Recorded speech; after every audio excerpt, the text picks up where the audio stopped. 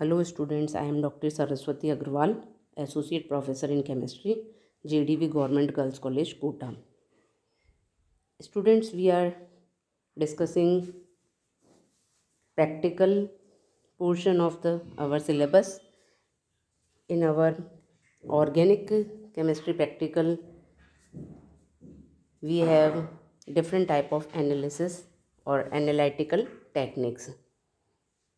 MSc semester third students, हम लोग जो प्रैक्टिकल में करेंगे ऑर्गेनिक में, अलग अलग प्रकार की एनालिटिकल टेक्निक्स हैं।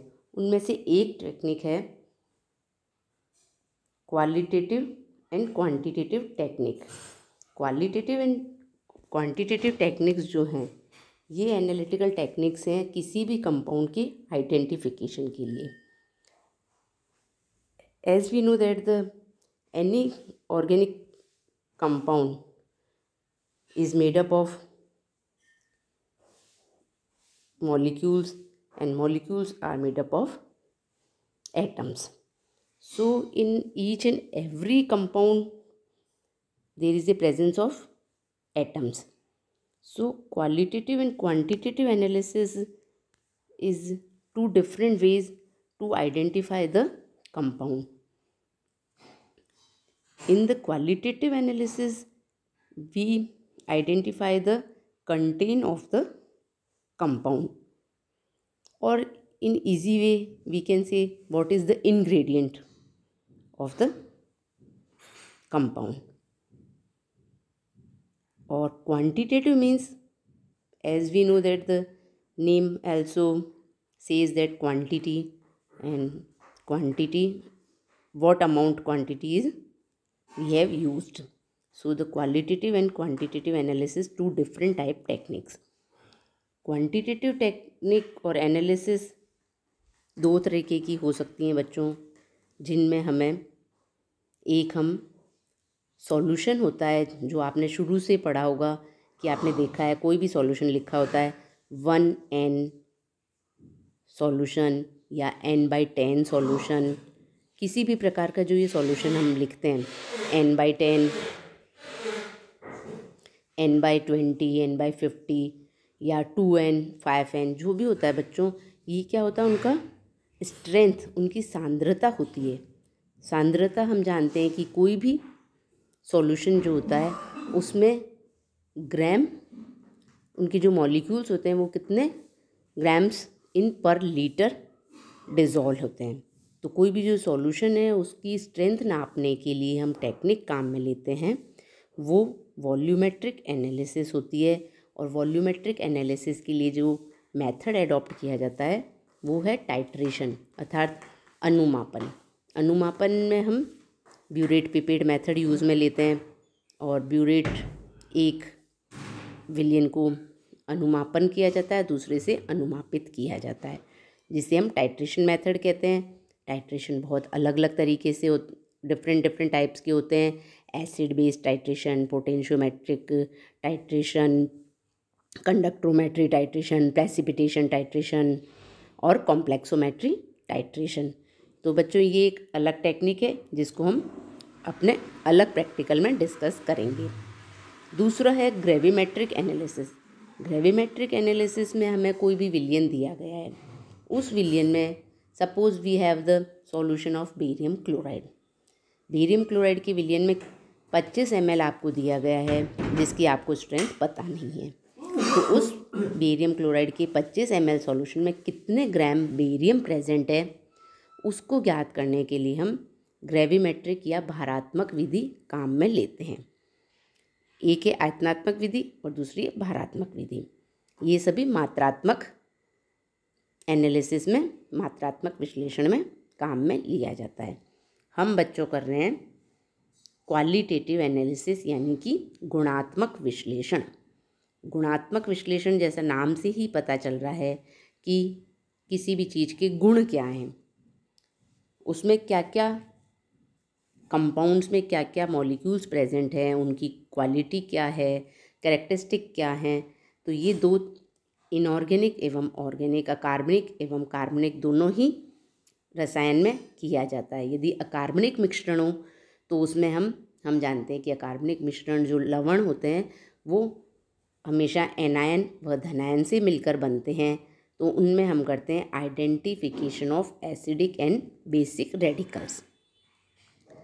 अब हम बात करें ऑर्गेनिक कंपाउंड्स की, तो ऑर्गेनिक कंपाउंड के क्वालिटेटिव एनालिसिस में क्या होगा, उसका आइडेंटिफिकेशन होगा। Suppose we have the oxalic acid. अब ऑक्जेलिक एसिड आपको दिया गया है, तो उसको आइडेंटिफाई कैसे करोगे कि ये दिया गया पदार्थ आपका ऑक्जेलिक अम्ल है। अब ऑक्जेलिक अम्ल को पता करने के लिए हम क्या कर रहे हैं कि उसका आइडेंटिफिकेशन मेथड एडॉप्ट करते हैं। तो बच्चों, गुणात्मक विश्लेषण की जो अकार्बनिक व कार्बनिक विश्लेषण का पदार्थों की विश्लेषण विधि है, उसमें से हम कार्बनिक पदार्थ की विश्लेषण विधि कर रहे हैं। आपके जो सिलेबस में है बच्चों, 3 कंपाउंड्स का मिक्सचर दिया जाएगा। उन कंपाउंड्स में से आपको तीनों कंपाउंड को आइडेंटिफाई करना है। उसके लिए हमारा सबसे पहला स्टेप क्या होगा, सेपरेशन मेथड। सबसे पहले हम उन तीनों कंपाउंड्स को सेपरेट करेंगे, फिर आइडेंटिफिकेशन ऑफ कंपाउंड, फिर 1 बाय 1 एक एक कंपाउंड को हम आइडेंटिफाई करेंगे।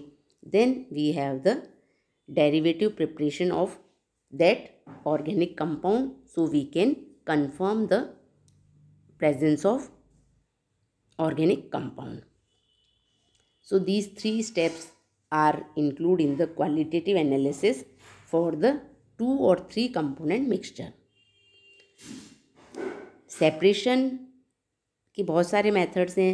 यदि हमारे पास में मिक्सचर जो दिया गया है, हम उसको मिक्सचर को पानी से सेपरेट कर सकते हैं। यदि मिक्सचर में पानी डालने पर एक कंपाउंड घुल जाता है और 2 नहीं घुलते हैं, तो आप उनको ऐसे सेपरेट कर सकते हैं। या आपका कंपाउंड पानी में डालने पर 2 घुल जाते हैं और एक नहीं घुलता है, तो इस तरीके से आप एक कंपाउंड को सेपरेट कर लेंगे, फिर उसके बाद उनकी फर्दर सेपरेशन प्रोसेस करेंगे।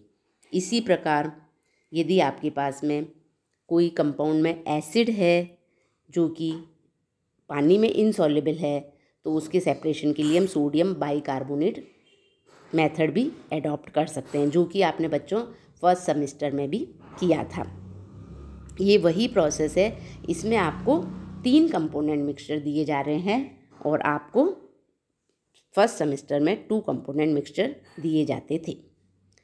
और मेथड है सेपरेशन की, जिसमें कि यदि कोई भी कंपाउंड में सॉल्युबल इन NaOH होता है तो हम ऐसे सेपरेट कर सकते हैं।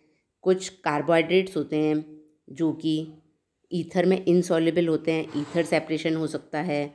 और यदि लिक्विड्स का मिक्सचर दिया गया है तो best method for the separation is the distillation method. Now we proceed to the identification of the organic compound, that is the second step. First step is the separation, second step is the identification of organic compound. ये बच्चों वैसा ही method है जैसे कि आपने semester 1 में किया था।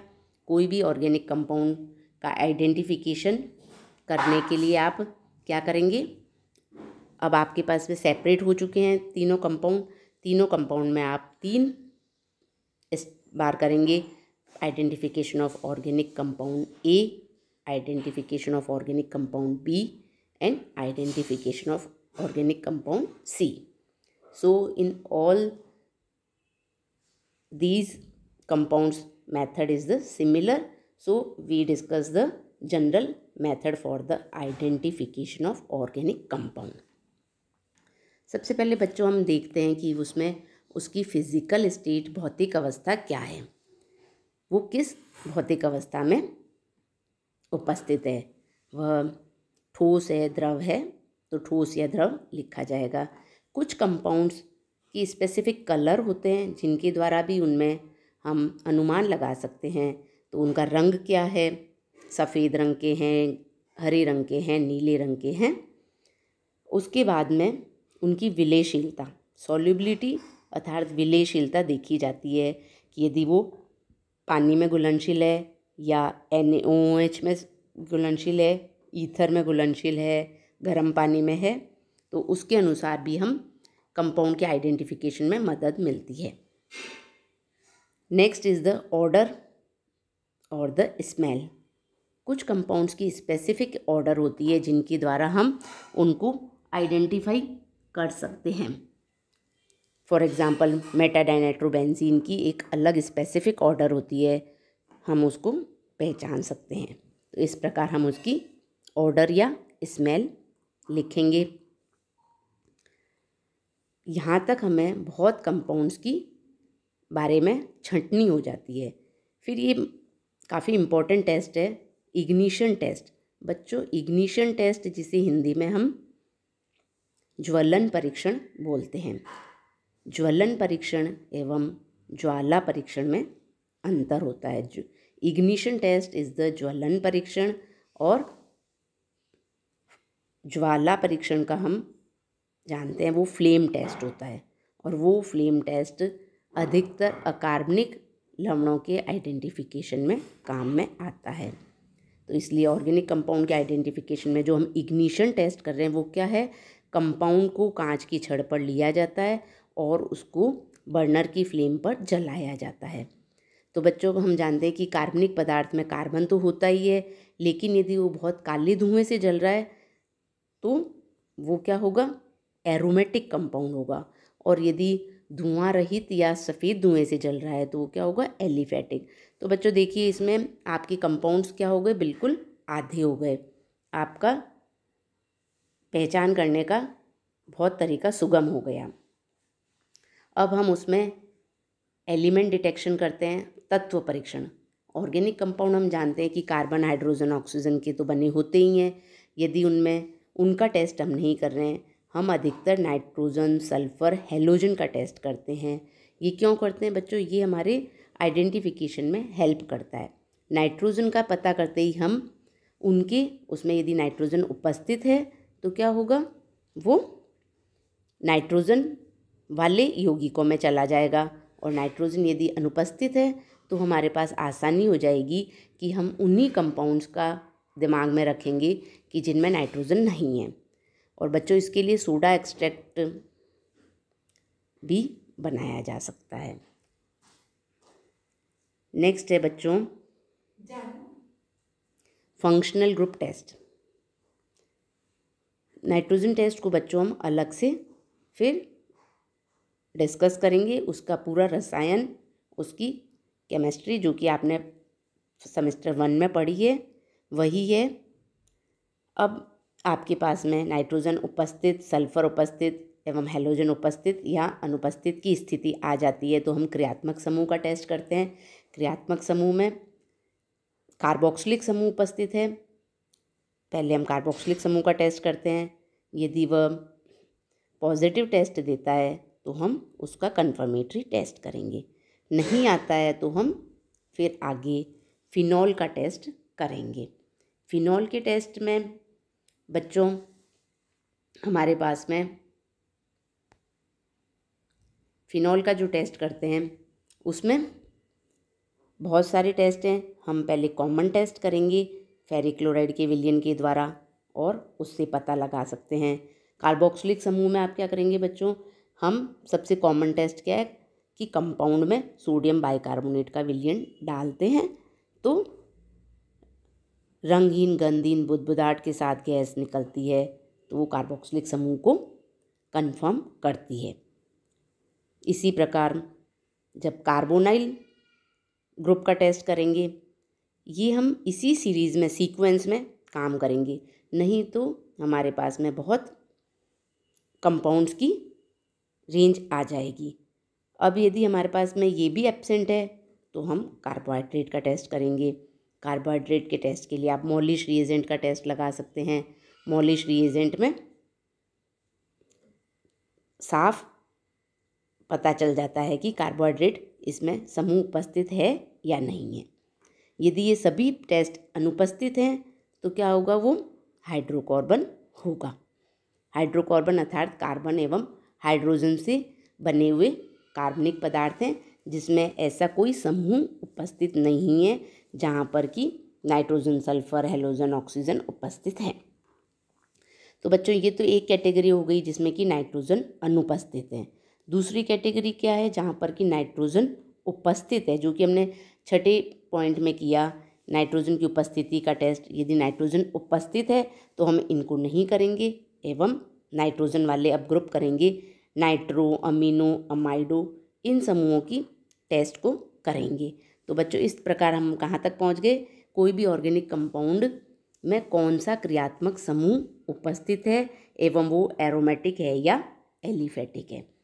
अब जब हमें पता चल गया कि उसमें कार्बोक्सिलिक समूह उपस्थित है, उनका एलिफेटिक है, तो हम मेल्टिंग पॉइंट और द्रव में बॉइलिंग पॉइंट ज्ञात करेंगे।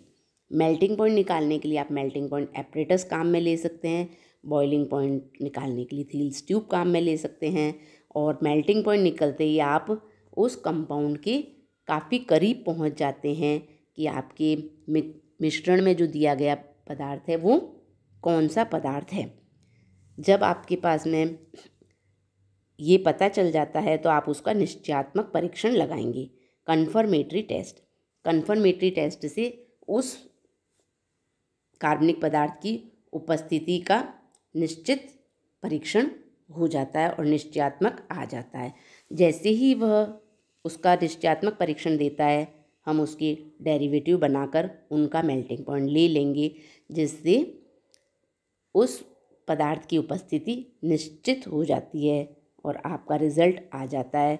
जब एक कंपाउंड को करेंगे इसी प्रकार बी कंपाउंड, इसी प्रकार सी कंपाउंड को करके आप अपनी एक्सरसाइज पूरी करेंगे और आपका रिजल्ट होगा दिए गए कार्बनिक मिश्रण में compound A, compound B, compound C उपस्थित है। तो बच्चों ये अपनी एक एक्सरसाइज है, आप इसको एक बार पढ़िए और इनकी केमिस्ट्री एवं रसायन के बारे में पढ़िए। Thank you.